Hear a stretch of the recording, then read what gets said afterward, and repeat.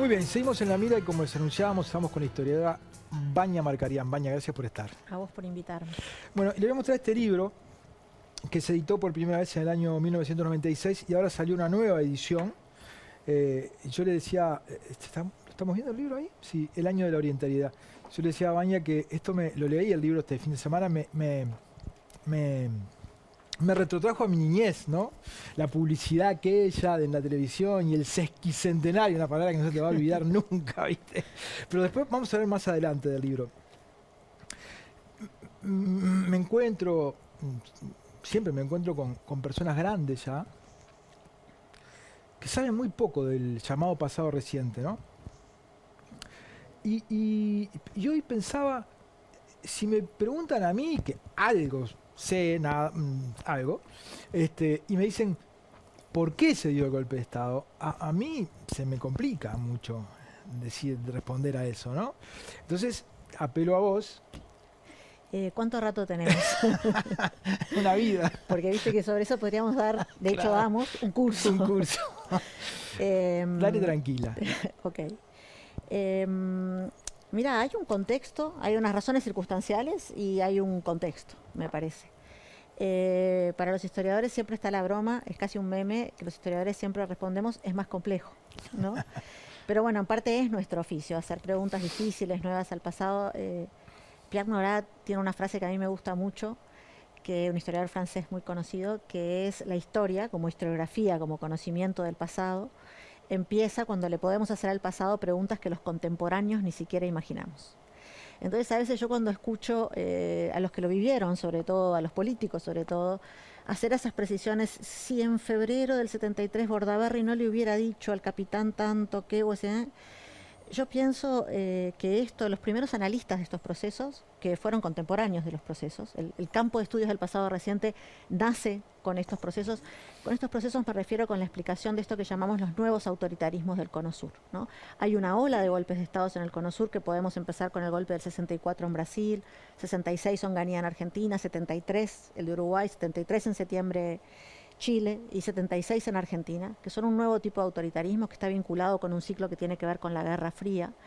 Entonces, de alguna manera, las explicaciones de los historiadores, siento yo, han ido ampliando el tiempo que se necesita para entender estos golpes autoritarios, estos procesos autoritarios de los años 60 y 70, que son muy diferentes a otros tipos de autoritarismo que la región había atravesado, que América Latina había atravesado, donde el papel de los caudillos militares había tenido importancia, ¿no? Donde los procesos eran otros. Acá tenemos novedades.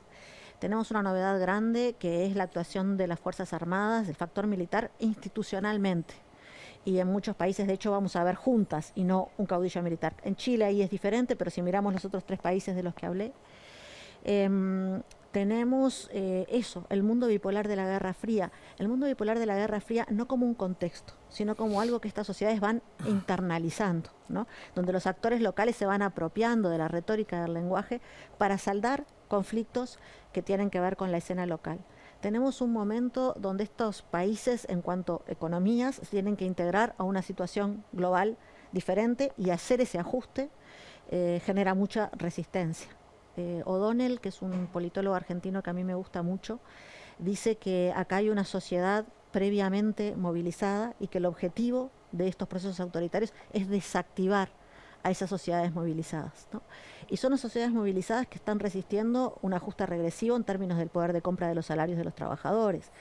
Unas sociedades movilizadas que están resistiendo impulsos conservadores en la educación, en todos, te diría, los aspectos de la vida. Entonces, ese es como el contexto general. A veces la pregunta de cómo pudo haber un golpe en la Suiza de América, a mí me dan ganas de dar la vuelta y decir cómo podría no haber habido. O sea, cuáles eran las circunstancias en las que se podría haber evitado. Y esto no saca ninguna responsabilidad, en primer lugar, al dictador, que me parece que tiene una responsabilidad enorme, y no por casualidad la fecha que nosotros estamos conmemorando estos días es la del 27 de junio, que es el día que Bordaberry, que había sido democráticamente electo, se convierte en dictador al disolver las cámaras. Pero es un golpe que también podemos pensar en etapas. El poder legislativo ese día es el último que cae, pero sabemos que en febrero del 73, con la entrada de los militares en el Poder Ejecutivo, había caído el Poder Ejecutivo, ya el presidente no mandaba solo, mandaba con un Consejo de Seguridad Nacional integrado por los altos mandos militares.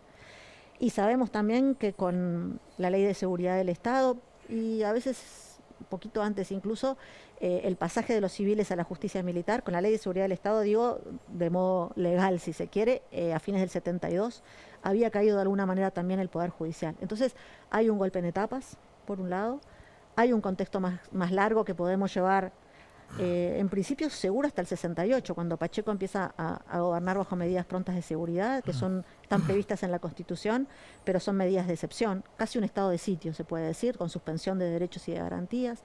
Lo podemos llevar a los colegiados blancos a partir de fines de los 50, años 59 en adelante, donde hay procesos de autodepuración, si se quiere, de las Fuerzas Armadas, donde vemos unas Fuerzas Armadas cada vez más conservadoras, cada vez más proclives a la intervención, y donde, bueno, la salida de camadas de altos mandos militares también muestra que hay una resistencia interna, pero que finalmente los que van a quedar son proclives a la solución golpista. El corte del 64 con Brasil es muy importante. Después del golpe en Brasil se empieza a hablar acá públicamente de que existe la posibilidad del golpe de Estado. O sea, no sé si te estoy respondiendo, pero hay un montón de factores. Realmente es un proceso complejo, claro. Realmente es difícil de solucionar a un solo asunto. Es importante ese panorama global que estás dando. Pero alguien dio el golpe. Eso es lo otro que quería decir. Esto no implica quitar la responsabilidad. Está bien. Bordaberry, en alianza con las Fuerzas Armadas, el 27 de junio de 1973, dio un golpe de Estado y se transformó en dictador. Eso que vos decís de que hay gente que dice cómo era posible un golpe en la Suiza de América, ¿no? Tiene que ver con algo que desconoce la realidad de ese momento, pero no tiene que ver también con una cuestión cultural de los uruguayos que hoy mismo, algunos fenómenos que estamos viviendo, decimos, pero ¿cómo nos está pasando a nosotros? Sí, ¿no? La excepcionalidad uruguaya. Claro, ¿no? Tiene que ver un poco con eso también, con la cultura del uruguayo, que acá estamos, somos como los selectos de la región, tenemos una arrogancia tremenda, con ¿no? los argentinos que dicen que para los argentinos la explicación de todo es el peronismo. Cuando algo no se entiende, pero el peronismo. Para nosotros es el Uruguay. Pero es Uruguay, claro. ¿No? Como si eso explicara todo, ¿no? A mí me gusta mucho el trabajo de una uruguaya, pero que vive en Argentina, que habla de la paradoja uruguaya de ese momento y dice que para afrontar la crisis, Uruguay, que se había vivido de espaldas a América Latina, ¿no?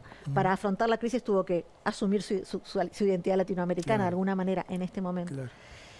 Yo creo que la idea de crisis es una idea clave para entender este periodo y para entender de cierta manera la erosión de esa idea de excepcionalidad que esa época tuvo y que volvimos a recuperar los uruguayos cada tanto. Bueno, la transición, la famosa transición modelo, Dios mío, la transición con tantos problemas que yo nunca diría la transición de vuelta a la democracia, ahora hablo, modelo ni excepcional. Es claro que en esta época de la que estamos hablando, casi todos los actores, desde fines de los 50, te diría yo, empiezan a hablar de la crisis de un modelo. La crisis de un modelo que es el modelo vallista, mutatis mutandis, ¿no? Porque había habido dos vallismos que eran diferentes, porque entre los gobiernos del viejo valle y el neovallismo, digamos, había enormes diferencias, pero la percepción de que un tipo de inserción en el mundo, un tipo de relacionamiento, un tipo de valores culturales, algunos índices que Uruguay realmente ostentaba en la región, ¿no? La temprana transición demográfica, la temprana alfabetización de la población. Había cosas que Uruguay tenía. Que también tiene hoy.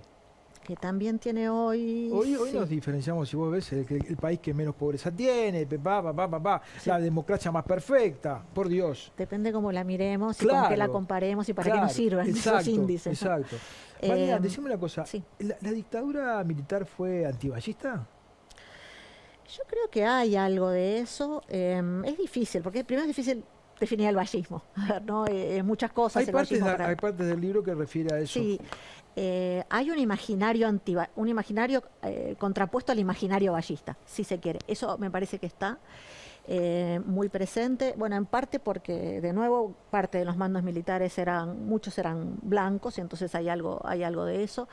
Hay algo en los sectores más conservadores de que podríamos llamar la coalición golpista, que tiene que ver con un volver a la sociedad a su lugar, volver a esta sociedad que parece indómita en los 60 a su lugar. Y eso yo no sé si es antivallismo o es un antisesentismo, si se quiere, ¿no? Anti esto que estaba ocurriendo en aquel país. De hecho, a veces los mitos vallistas se movilizan para defender, me acuerdo ahora, y creo que está en el libro también, En un momento un profesor canadiense le escribe una carta, como parte de estas campañas de denuncia internacionales contra la violación sistemática de derechos humanos en Uruguay. Un profesor de Canadá le escribe una carta, el profesor Golby, a Bordaberry. Ahí va. Y Bordaberry le contesta.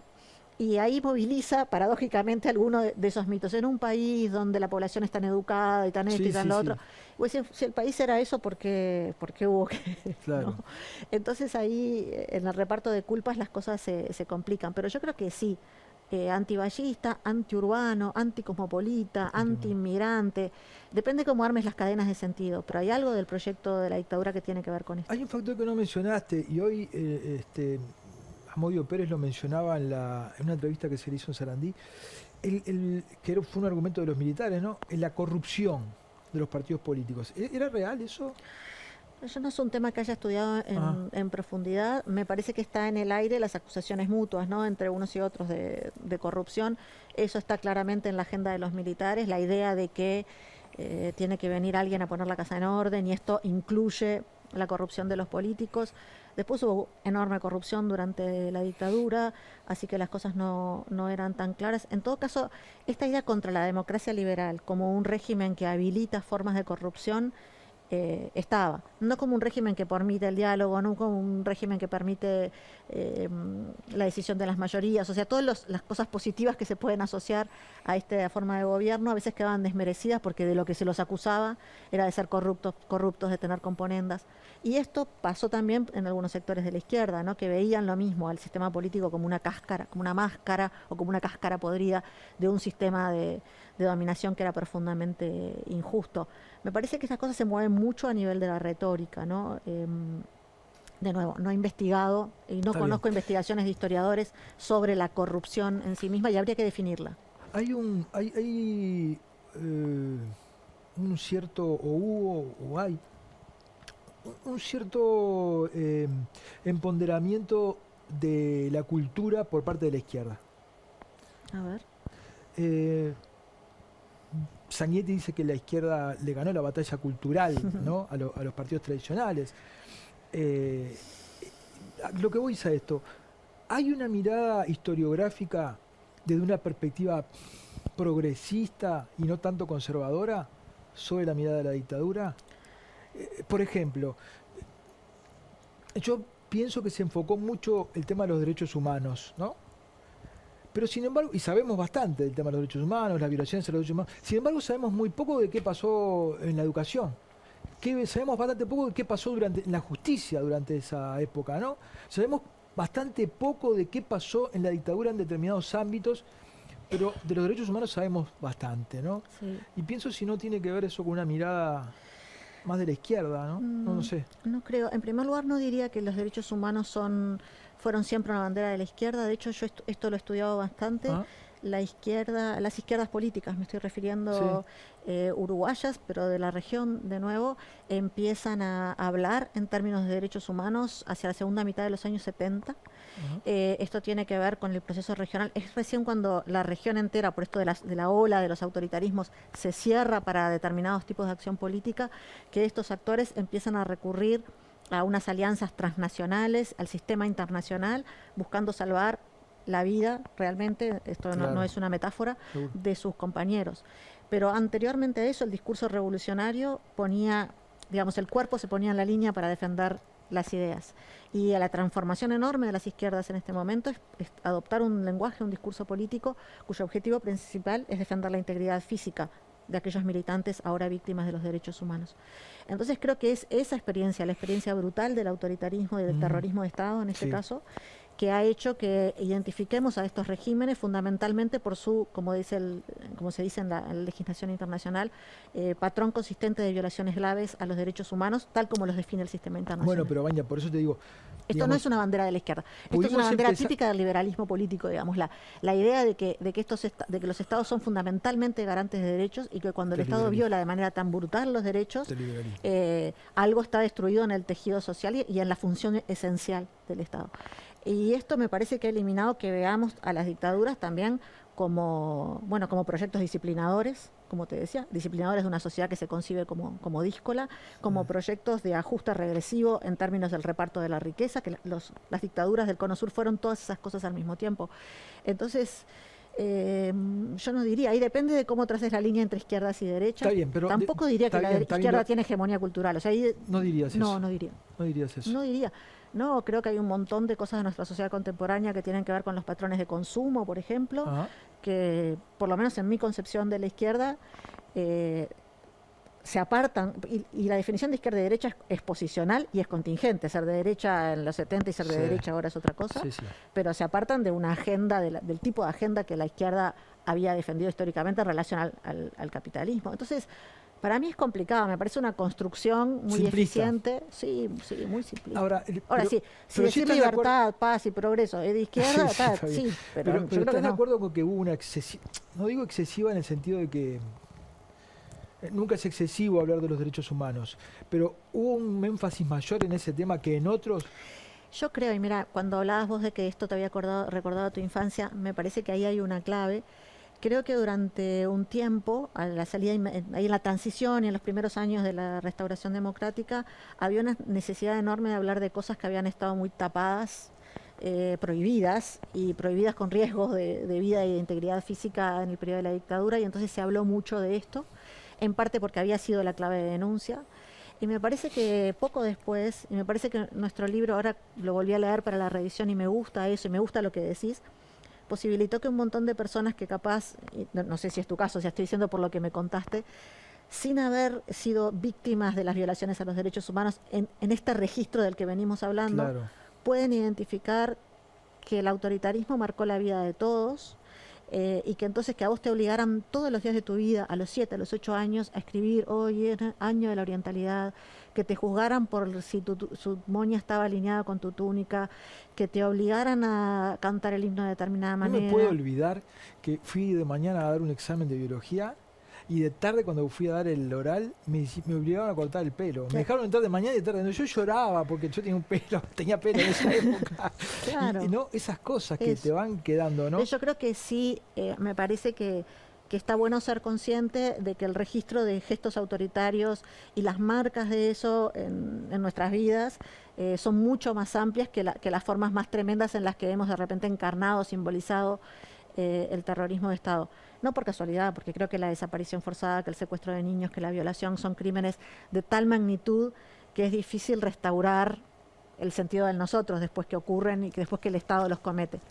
Pero sí que tenemos, y me parece que es algo lindo de lo que el libro hizo en su momento, que decir que el autoritarismo fue un montón de otras cosas, que afectó nuestra vida de un montón de otras maneras, que las posiciones de adhesión, resistencia, oposición no fueron fijas en el tiempo, que no podemos definir a las personas solo por un gesto. Pero ¿a vos te parece que la gente que no militaba, digamos, ¿no? Que no militaba en sindicatos, militaba en partidos, la gente común, por decir de alguna manera, aparece representada en el raconto histórico, o es un raconto histórico desde la perspectiva del establishment, de la militancia, ¿no? Yo creo que al principio hubo y este libro tiene una inquietud con el relato, si vos querés, más bien de los transitólogos, o sea, de las personas que estudiaron, los primeros que estudiaron los procesos de transición, pero no por ser de izquierda, sino porque estaban muy fijados en unas negociaciones y unos asuntos que eran entre élites. Entonces, el sistema de partidos no había podido contener la avanzada autoritaria, pero después los militares habían tenido que reconocer a las cúpulas partidarias para salir de la dictadura. Entonces, toda una dimensión de experiencia cotidiana del autoritarismo se quedaba perdida. Y nuestro libro tiene esa insatisfacción, intenta devolverla, intenta devolver eso. A mí me cuesta saber qué es la gente común. Creo que todos somos gente común. Pero sí, me parece que hay una cosa que pasa en algunos momentos, es que mucha gente común, en los 60, por ejemplo, la militancia que se llamaba revolucionaria, por ejemplo, era una actitud bastante extendida, mucho más que ahora o que en otros periodos históricos, porque mucha gente común terminó sintiendo que la hora le demandaba determinados compromisos. Entonces sí, las trayectorias de los militantes, de los desaparecidos, de los presos, son trayectorias de gente común que en un momento de su vida tuvo un compromiso y eso tuvo unas consecuencias. Para reponer esto de la gente común. Creo también que hubo un montón de gente que cuando se dio el golpe de Estado sintió alivio, sí. Sintió alivio no porque estuviera a favor del fascismo, no porque estuviera a favor de los asesinatos, no estuviera a favor de la desaparición. Mucha gente no sabía que eso estaba ocurriendo. Mucha gente quería simplemente que las cosas funcionaran como siempre habían funcionado, como un siempre que habían funcionado que a veces era idealizado, porque era una supuesta vuelta de la mujer a su lugar tradicional, una supuesta vuelta de los jóvenes a su lugar de subordinación, cosas que capaz que no estaban buenas y que estuvo bueno que se cuestionaran, otras que capaz que nunca habían existido, pero que de repente se habían transformado en una nostalgia por un orden que supuestamente en algún momento, y a veces porque la gente quería trabajar y estudiar y había disrupción de la vida cotidiana. Mucha de esa gente que de repente el día del golpe no empezó, no adhirió a la huelga general de la CNT, porque esta dictadura empezó con una huelga de los trabajadores organizados que la caracteriza en la región. De nuevo, esto es un rasgo muy específico del proceso uruguayo, pero otra gente capaz que no ocupó o que no participó de estas acciones, y después a los días, a los meses, a los años, empezando a ver lo que pasaba, empezando a sentir sus consecuencias, dijo, no está bueno este régimen, y pasó a la oposición. No pensaría a la gente fija, me parece que hay que recuperar un poco eso que los historiadores llamamos contingencia, o sea, todo lo que hay en el pasado que no necesariamente conduce a este punto en el que estamos hoy, y eso, que las vidas de las personas atraviesan diferentes etapas. Hoy se habla de que vivimos un debate político que está encrespado, que se sale de madre muchas veces, ¿no? ¿Eso estaba presente en aquellos momentos? Digamos, no estoy hablando de la guerrilla, digamos, que estaba en un extremo, ¿no? Sino de los partidos políticos representados en el Parlamento. ¿Había un enfrentamiento? ¿Había un...? Sí, de nuevo lo de la guerrilla era me parece que... O sea, había una situación política que era muy compleja, había muchos actores políticos de estos legítimos del orden político de la democracia liberal que hablaban con la guerrilla, muchos reconocían a la guerrilla como un actor político con el que había que hablar. Digo, cuando se le dice a Erro, se lo quiere enjuiciar por sus vínculos con la guerrilla, muchos de los que le dijeron también habían tenido vínculos con la guerrilla. Gutiérrez Ruiz, por ejemplo. O sea, esto es como, hay que mirar todo el contexto, me parece, antes de sacar a alguien y concebirlo como antinacional. Y lo mismo con los militares, había muchos sectores políticos hablando con los militares, o sea, hay que entender el momento. Que había crispación sin lugar a dudas, creo que si no se entiende.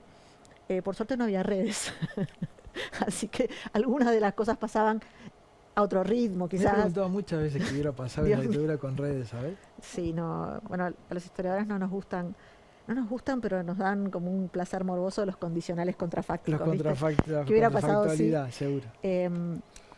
Pero sí, bueno, uno al leer las actas del Parlamento, por ejemplo, que es algo que yo he hecho, al leer la prensa, hay encrespamientos, o que decir, sí. Hay mucha construcción de un enemigo absoluto, la idea está del enemigo interno, la idea de la subversión que abarca a todo el mundo. Claro. Entonces, el marxismo, el comunismo, que es una cosa enorme, que ubicaba sectores que si le hubiera dicho que eran comunistas se mataban, digamos. Y lo mismo con facho y fascista. O sea, sí, había sutilezas del debate político que se perdían. Había crispación, sin crispación no hubiera habido golpe de Estado. Antes de entrar un poquito en el libro, ¿cuándo el pasado reciente deja de ser pasado reciente? Cuando las sociedades lo decidan. Esto no se marca en el calendario, me parece. Yo estaba pensando estos días que ahí cuando yo empecé a investigar, digamos, en los 90, nos hubieran dicho... Che, no podemos hablar más de la Segunda Guerra Mundial como la Guerra Mundial está demasiado presente, está demasiado abierta. Del nazismo no se puede hablar porque la gente todavía no ha cerrado las... Nos hubiéramos reído a carcajadas, porque ¿cómo no vas a hablar? Eran los mismos 50 años, ¿no? Y era un pasado que era reciente, y era un pasado que en Alemania, la querella de los historiadores, estaba abierto a discusión, era contencioso. Pero llamarle reciente, algo que pasó hace medio siglo, me parece que habla más de nosotros, no es algo que nos esté gritando el pasado, es algo que nosotros no estamos soltando, ¿no? No estamos soltando porque me parece que posiciona hacia las posiciones políticas, sociales, ideológicas del presente. Entonces, este pasado nos sigue interpelando, acá estamos hablando, yo creo que hay una parte buena, que está bueno seguir hablando de algo que molesta, está bien que lo afrontemos. Y tiene una parte de que la sociedad uruguaya tiene problemas nuevos que no, para mí no se comprenden con la clave explicativa de esta época, como el agua, por decir algo de nuestra vida cotidiana. Tenemos un montón de problemas nuevos que hacen al medio ambiente, que no se resuelven si seguimos posicionando a las personas de acuerdo a lo que piensan con respecto al 27 de junio del 73. Entonces ahí hay un balance que en la sociedad uruguaya no está resuelto, evidentemente está abierto. Pero tenemos otras acechanzas, ¿no? Tenemos acechanzas. Graves, sí. Incluso graves para la institucionalidad, como el crimen organizado, por ejemplo, ¿no? Sí. Y quizá la estamos afrontando con la misma pasividad con que se enfrentaron algunas cosas en el pasado, ¿no? Pero esa es una consideración mía. Sí, me cuesta saber. Yo en este periodo no veo en el periodo que estudio, no veo pasividad. Veo que no tienen el diario del lunes, y no se puede tener el diario del lunes. El futuro nos es desconocido por definición. Está bien. Entonces me parece que los actores reaccionan a los que les parece que está pasando, pero de nuevo en Uruguay, por lo menos de fines de los años 50, hay mucha preocupación por una situación que se percibe como de crisis. Hay muchos intentos, muchos fallidos, de cambiar la Constitución, de cambiar la forma de gobierno, hay muchos intentos de cambiar la cultura, que tienen que ver con resolver una situación cambio de fondo. global. Baña, este libro, la dictadura, yo pensaba, ¿no? Cómo a través de del año de la orientalidad, la dictadura busca a través de los íconos históricos, de los héroes nacionales, de las fechas patrias, un ícono que los represente. Porque yo imaginaba, ¿qué ícono va a representar la dictadura? Una bota, que iban a reivindicar como ícono, ¿no? Y eso es lo que buscó la dictadura con esto. Mira, para mí hay dos cosas ahí. Hay una que es los aniversarios redondos generan, bueno, como ahora nos está pasando con los 50 del golpe, se iban a cumplir siempre, o sea, se sabe que en 1975 se iban a cumplir 150 años de la Cruzada Libertadora. Pero igual vos decís menos, en el libro que fue bastante, digamos, improvisado a fines del 74, claro, decir, ¿no? Claro. Entonces, el país había discutido en el centenario de la independencia, entre los años 20 y los años 30, tratando de decidir si la fecha era el 25 de agosto o era el 18 de julio del 30, el centenario de esta fecha que se había dado como el nacimiento de este país que se llamaba República Oriental del Uruguay. Porque los países, a diferencia de las personas, no nacen un día y tienen un cumpleaños, lo tienen que decidir, y esto es un proceso de acuerdos y también contencioso de discusión. Entonces, esto estaba en el planteo. El tema es que esto ocurrió a 2 años de implantado un régimen que violaba un montón de tradiciones de funcionamiento político y social de este país que se había construido con ese calendario de celebraciones. Entonces yo creo que ahí está eso ¿qué hacemos? El año viene, algo hay que hacer, ¿qué hacemos? Y ahí viene esta decisión a fines del 74 de crear la Comisión de Sesquicentenario de los Hechos Históricos de 1825, que prontamente se dieron cuenta que era tan complicado que mejor le decimos Año de la Orientalidad, que es como nos quedó. Claro. Y también cómo ese festejo entonces se carga de la coyuntura política, porque la historia es trama de la política. Es así, nos gusta o no nos gusta a los historiadores, nos quejamos, pero los actores políticos hablan de la historia hablando de política, y muchas veces al revés también sucede. Entonces lo que vemos son esas pujas, o esa interna, en una escena política, de nuevo por las acciones represivas, acalladas, sus formas habituales de expresión del disenso. Eso es el condicional contrafáctico funcionaría. Si no hubiera habido dictadura a los 150 años de la Cruzada Libertadora, se hubieran expresado todas las voces, las que pensaban que estaba bien festejar ese año, las que pensaban que no, que había que esperar al 30, las que pensaban que Artigas esto y La Valleja lo otro. Eso estuvo acallado, digamos. Igual, y es lo que hacemos en el libro, leemos entre líneas ciertas pujas. Y por ejemplo, la puja que se viene, que va a terminar en el 76, con la destitución de Bordaberry, trasluce en estos festejos, digamos, todo el tiempo. Lo que está, me parece, en la cabeza de los personeros del régimen es que 1976 tenía que ser año electoral. Entonces la decisión sobre el futuro de eso que se había instalado en 1973 estaba en discusión. Era una intervención puntual para restaurar el orden, implementar ciertas medidas que volvieran a la sociedad a su cauce, o había proyecto. Eso es lo que me parece que se está discutiendo y que se nota. Y los militares hacen, y de nuevo esto parece ser más o menos improvisado, en el medio del calendario dicen esto hay que marcarlo hay que marcar el factor militar de otra manera, y entonces deciden repatriar los restos del coronel Latorre. Es bastante inteligente, me parece, la movida en ese sentido. Marcan un punto porque Latorre había sido un militar fuerte, que había restaurado el orden, pero también se lo asocia a un momento de modernización de la sociedad uruguaya. En la historiografía estaban estas versiones en competencias, el momento de la reforma vareliana. El campo, la educación. Sí, había mucho para rescatar. ¿Y era una manera de reformular la identidad nacional?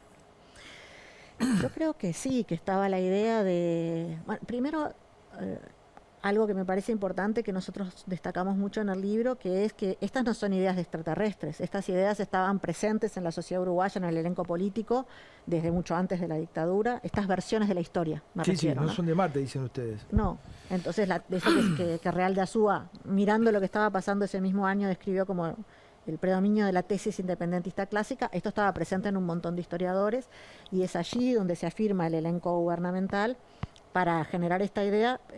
Lo que tiene de original orientalidad es más el idad que el oriental, porque la idea de esta parte del continente como la banda oriental, o la idea de los orientales, incluso los orientales en armas, los orientales como el ejército de Artigas, todo eso estaba presente, pero el construir un catálogo único y esencialista, digamos, de lo que somos y debemos ser los habitantes de este país, la idea de que eso es un destino, está escrito desde la colonia hasta ahora, está escrito que los orientales tenemos el destino de constituir este país, tenemos el destino de defender unos valores que son inmanentes, que están puestos por afuera de la historia, que se representan, y acá viene otra movida que tiene que ver con lo del imaginario ballista, se representan en el hombre de campo, no en la ciudad, se representan en unos valores todos idealizados, digamos, no hay un tipo humano real que encarne todo esto, pero está muy presente acá. Entonces, en ese sentido sí es una forma de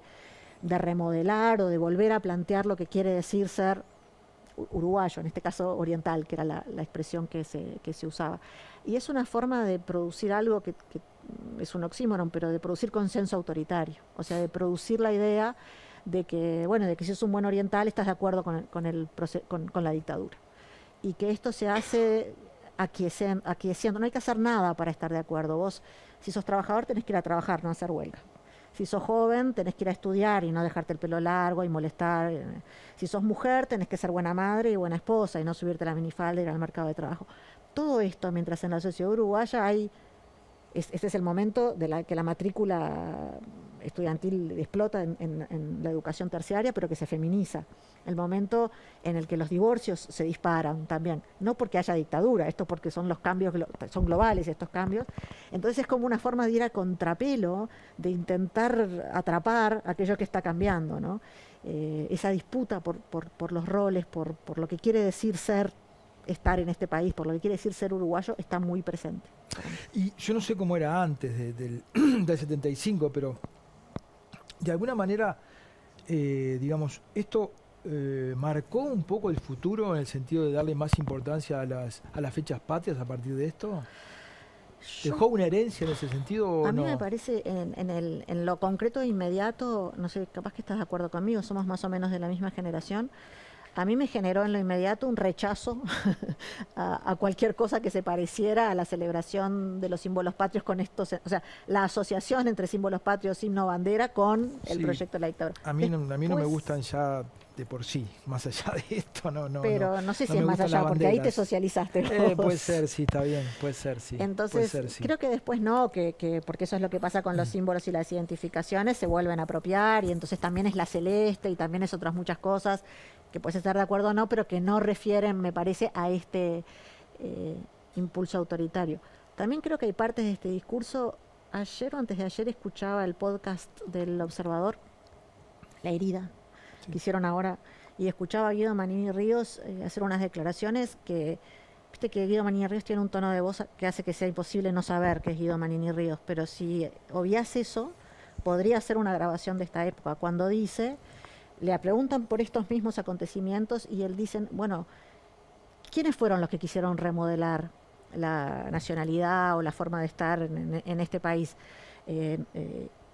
el nosotros de él también es raro, no dice nosotros quisimos, pero bueno, se identifica un poco con el proyecto y dice, era volver a lo natural, era volver a que en la casa se obedece al padre y a la madre, volver a que en la escuela se obedece al maestro o al profesor, eso al que los símbolos nacionales se los respeta, entonces era volver a algo que era lo natural. Todo lo que iba contra eso no era natural. Y uno lo traslada a las discusiones de hoy, que tienen que ver capaz que con otros asuntos en concreto, pero también con esto de cuáles son los roles de cada uno en su lugar, si los roles son naturales, ¿no? Está bien. Y bueno, a mí me parece que algunos de esos discursos siguen circulando. ¿Y esto tiene que ver con la orientalidad, con el uruguayismo, con la uruguayés, o también tiene que ver con el nacionalismo en el sentido ideológico? No digo nacionalsocialismo, pero con el nacionalismo en ese sentido, en el xenófobo, en el nacionalismo que podía haber inserto en las Fuerzas Armadas, que digamos, en los tenientes de Artigas lo había, ¿no? Sí, claro. Eran ultranacionalistas, anticomunistas y tuvieron un papel central en el golpe de Estado. ¿También tiene que ver un poco con eso? Sí, para las Fuerzas Armadas, sin lugar a dudas. Igual creo que los nacionalismos, de nuevo, los nacionalismos son construcciones históricas, no son naturales, tienen una historicidad que se ha estudiado, pero también tienen diferentes signos ideológicos. Por ejemplo, las izquierdas, muchas de las izquierdas de este momento, que tenían una raíz que uno podría llamar más internacionalista o cosmopolita en otras épocas, a principios del siglo, por su formación aluvional, pero también por su concepción de cómo era la lucha de clases y el cambio y todo eso. Entre los años 50 y 60 hay un proceso de nacionalización también de las izquierdas, donde se defiende que muchos de estos procesos, un nacionalismo que es muy diferente, porque es latinoamericanista, porque concibe adentro y afuera de una manera distinta. Por eso también los tenientes de Artigas tuvieron un nexo con el MLN, ¿no? Había algunas áreas que compartían, la crítica del capital extranjero, ¿no? El nacionalismo visto desde esa perspectiva. Sí, bueno, hay cruces entre estos grupos y no siempre el arco izquierda-derecha permite definir todo esto que estamos comprendiendo. El nacionalismo es clave en esto, me parece, sí, pero de nuevo es una versión muy esencialista de la nación, muy excluyente. Si no es esto, no es nada. Y la versión del vallismo, y estos están los cuentos más famosos y más lindos, si se quiere, de José Valle y Ordóñez, ¿no? Diciendo, dirigiéndose a los uruguayos de donde sea que vengan, ¿no? O, no sé, integrando de alguna manera en una sociedad que si no integraba perecía, ¿no? Porque el porcentaje de extranjeros era tan grande. Claro.